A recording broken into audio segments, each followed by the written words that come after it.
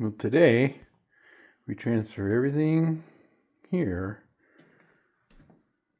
to here. Should be fun. So as you can see, I'm getting these off, but you have to be very careful because you can twist these and break these, and you don't want these to move. They're very fragile. So in order to get these to come off so that none of this twists, you need to actually pry up just a little bit on this right here. It keeps tension. Relieve that tension, and then grab yourself a plier and gently, hold on the top with the plier with one hand, and then with the other, you get in with your wrench, and you turn with your wrench so that this does not turn when you pull this off. Got to be very careful with this stuff. You can get a replacement print, but this works, and I think I just would rather keep it. So be very careful and gentle.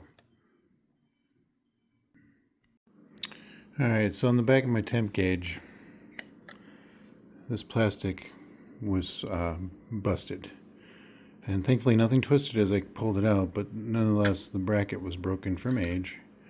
So I just took some of this welding material, plastic welding material, and I just welded those seams back together, and you know what, I think it worked.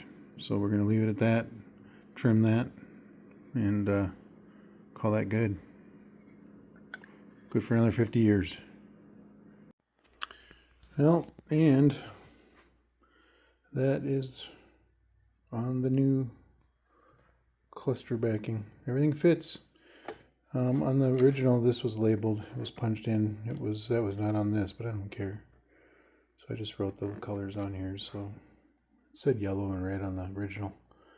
So I just wrote it down. Well, what's cool about this is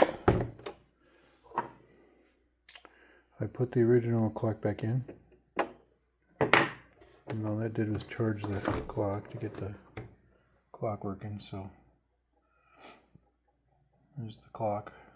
That was the one that was originally in here.